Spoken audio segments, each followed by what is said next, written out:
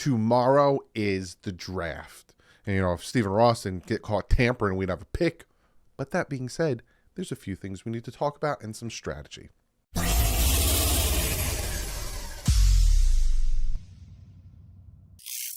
Is up, Fin fans. Tomorrow, day one of the draft, like I said, Miami Dolphins don't have a first-round pick because our owner is big dumb, and instead of just waiting for Tom Brady or Sean Payton to be legally talked to, he had to do his thing his way, and boom. We don't have a first-round pick. But I will still be live. Tomorrow, 7:30. Draft starts at 8. So I will be live. We're going to hang out. We're going to watch the draft. I'm going to do the whole draft because I don't know if the Dolphins are going to trade back in. That's some of the things we're going to talk about today. So I will see you guys tomorrow. Hope you enjoyed the video. Just kidding. Probably messed with a lot of you guys. Wait a second. Did I miss a whole chunk of the video? No, you're good. So we're going to talk about a few things. Dolphins meeting with a tackle the other day. Who could be traded? Who am I looking at 51 and 84? And can the Dolphins trade into the first? So first and foremost, let's talk about Skplow. The Dolphins hosted free agent offensive tackle Cameron Fleming on a visit. And when I saw that, if you guys go back to when I was complaining daily about the fact that they have not added competition for Austin Jackson, and I complained. So many people were getting upset with me complaining so much. So many people were telling me to relax. It's March. And then I stopped complaining. But now it's April. But they brought in Cameron Fleming. Real quick, we'll look at Cameron Fleming. Skplow. Cameron Fleming. He's 30. They project a 2-year, $2.5 million average contract. If you look last year, he had a 72.6 season grade, which is 29th out of 81 tackles. That's not too bad. Says Fleming has bounced around the league over the last few years, but earned a career high 72.6 grade career on 976 snaps in 2020. The 30-year-old tackle also put his swing tackle prowess on display. Kind of need that in that zone scheme, with 9 starts at right tackle and 6 at left tackle. Okay. Earning grades right around 70 each side of the line. The veteran should have a handful of suitors after reminding the league that he can be a variable swing option. So if the Dolphins do go out and they get Cameron Fleming, like I said, they met with him, and if they decide, hey, we'll get Cameron Fleming, we'll bring him in, he'll compete, we'll bring that veteran, and then they draft like a tackle in whatever round, then I'm good. Then I'm fine, whatever. You missed out on guys that I think are better, that went for cheap, whatever. I'm good. Do something, right? So there's that. There's the Cameron Fleming. Now let's talk about the draft. Let's one more. Let's get into the draft. So Chris Greer, when he was talking with his name is escaping me, they asked him about the first round, and he said that he has not called teams, but teams have been reaching out to him about dropping back. Right now, they got a long way to go. To get to 51, which was around the 21st pick, they got a long way to go if the Dolphins want to trade up or if these teams want to trade back. So what I did, trying to give you guys an understanding of if this could happen, will it happen, all that stuff, I pulled this up. Which is a picture of me in a dress. That would be funny. I pulled this up, and this is a great chart. This is essentially what each pick is worth. And I had the Dolphins picks highlighted, right? We have 4 picks. So pick 51 is worth 390 points. Pick 84, 170. Pick 197 is worth 11. And pick 238 is worth 1 point. Altogether, the Dolphins have 572 points worth of picks. And if you look at a team, I'm trying to think of a team that has multiple firsts. Let's look at Philly. Can I look at Philly? Let's look at Philly and see how much. Yeah, you see the difference? Philly has 2 firsts. They have a second. They have a third. They have no 4th, 5th, or 6th, and they have 2 7ths, but they have 2,331 points worth because they have that top 10. Let's look at Green Bay real quick, because Green Bay now has multiple picks. A little bit more, but look at the spread of their picks. They got 2 firsts now, so that's actually going to go. No, sorry, they switched. So they got a first, they got 2 seconds, they got a third, a fourth, a fifth, a sixth, and 4 sevenths. So let's go back to Miami. So, like I said, if the Dolphins wanted to trade up, if they wanted to go from 51 to wherever, or say Minnesota, Jacksonville, Dallas, Buffalo, Cincinnati. For me, it'd probably be like Kansas City, maybe Philly, or one of these teams would like to trade down. Let's just say, for poops and giggles, I don't like to curse on the channel, the Dolphins, Kansas City's like, hey, screw it. When's their next pick? It would be 63. So say Kansas City's like, screw it. We're fine. Let's trade down, and we'll trade with Miami. The Dolphins would have to make up for 210 points. If they trade the rest of their picks, that's still only 182 points. They'd have to make up 210 points. So, again, Chris Grier said that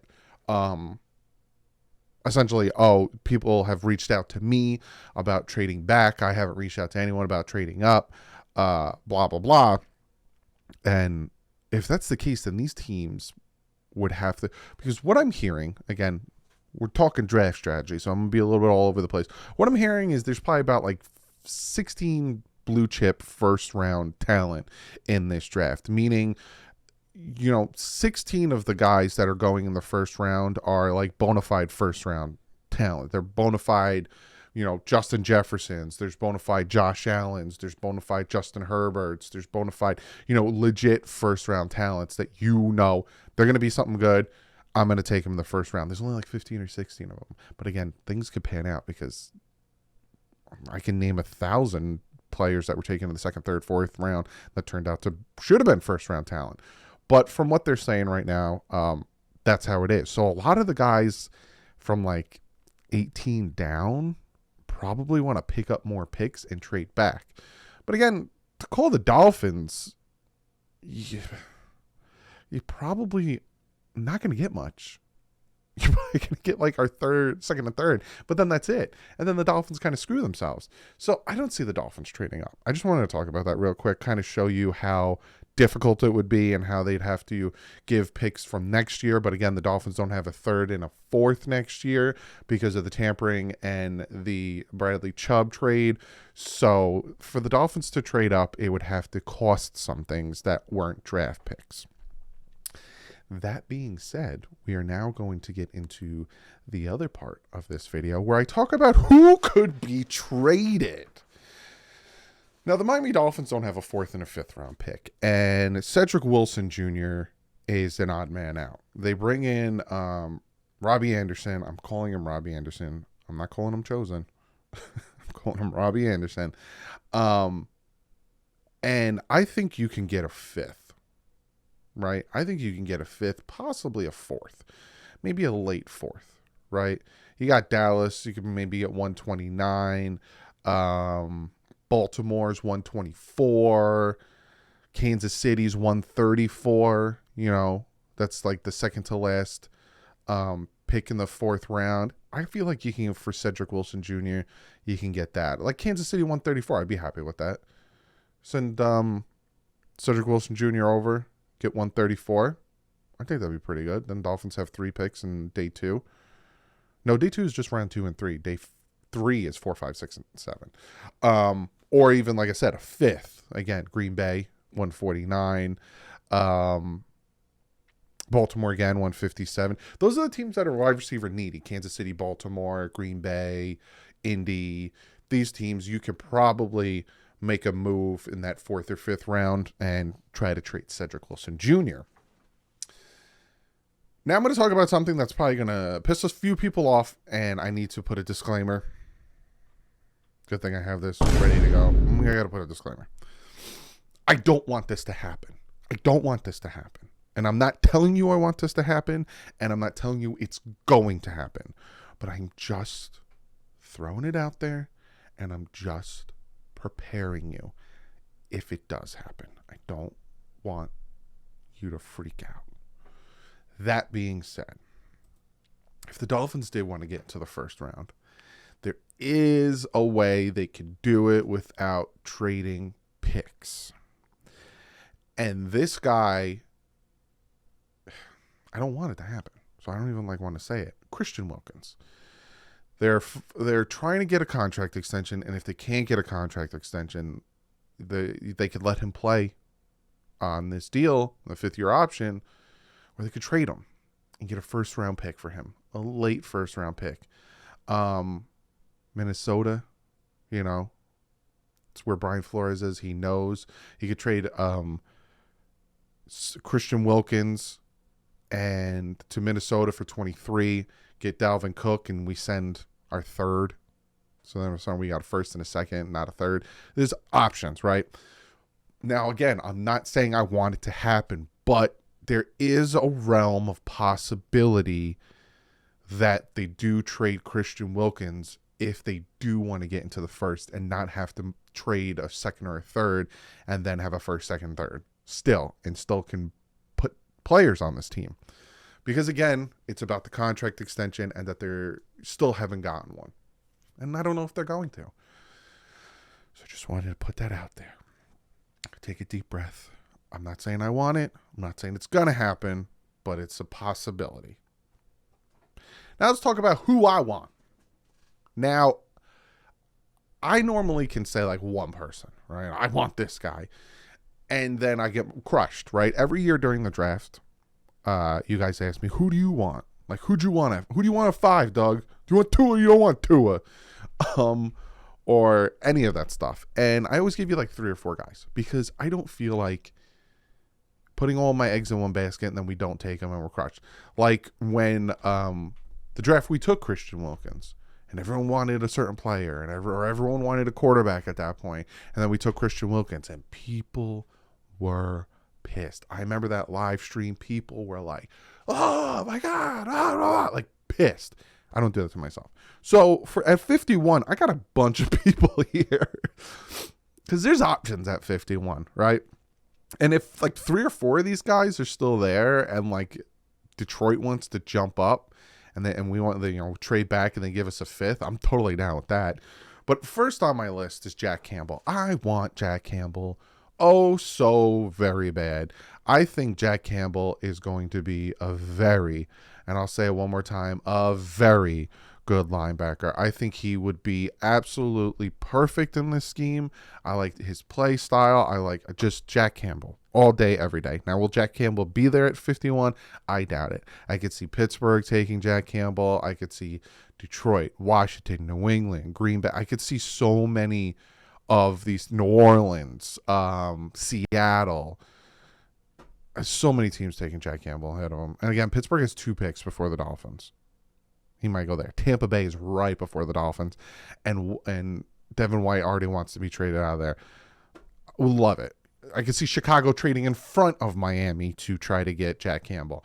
I honestly don't think Jack Campbell wouldn't make it to the Dolphins, but I love Jack Campbell. Then we have Zach Charbonnet, running back. Now, I do have Gibbs. I have Jamar Gibbs on there, but I don't know if Jamar Gibbs would make it to 51. And Zach Charbonnet, I love his running and his play style. He's not the fastest, but he's a hard-nosed runner, and I do like that.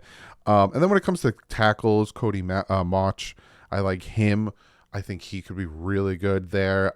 Sam Laporta, tight end, Tucker Kraft, another tight end. I don't think these 2 guys make it to the 3rd round. A lot of the guys I'm naming right now, I don't see them making it to the 3rd round. And then you could have tackles that fall right to the Dolphins, like DeWan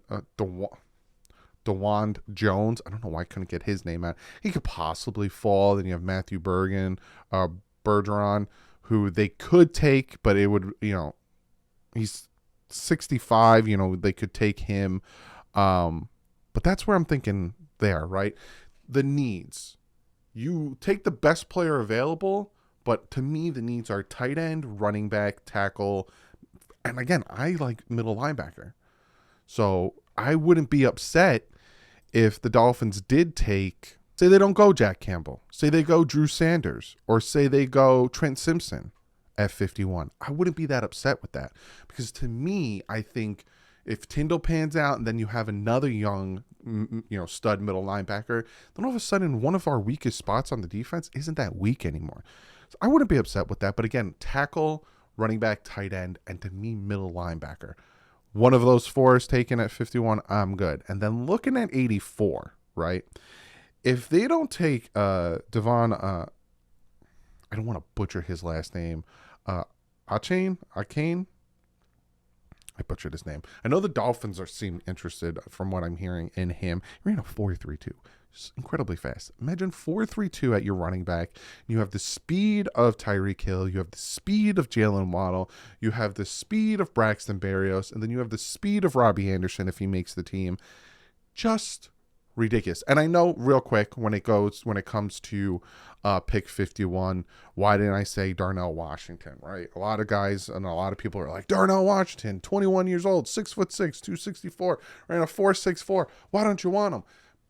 Because he is a massive man, he doesn't have the route running ability, right? It's like having another tackle that can catch. He's just gonna run straight. You're gonna throw him the ball. Because if you ever watch his routes, if you want him to run a corner route or if you want him to run an out, he rolls his routes because he's very big. It's like Groot playing tackle, tight end, right? Or you have a tackle who's athletic. You know what I'm saying? If they took him, I wouldn't be upset, but I kind of like Sam Laporta and Tucker Kraft better because of their ability for the yak and their ability to run their routes a little crisper. But you're looking at 84, like I said, if Devin, I'm not going to butcher his name anymore, is there, say they take him at 51, and be a little bit of a reach, but I wouldn't be upset. Again, he's fast, 4.32. But at 84, if the Dolphins don't take a running back at 51, I'm happy with that. Zach Kuntz, another good tight end. Luke Shoemaker, another good tight end. Blake Freeland. If you guys have been watching my mock drafts, I like Blake Freeland. I'm going to give you some. Blake Freeland, I couldn't even say his name properly, is 108, right? He's 108 on PFF's top or big board. He had a 90.9 PFF grade in 2022. He had an 81.7. He was number 4 out of 610 tackles in 2022. 81.7 in 2021. And in 2020, 81.6.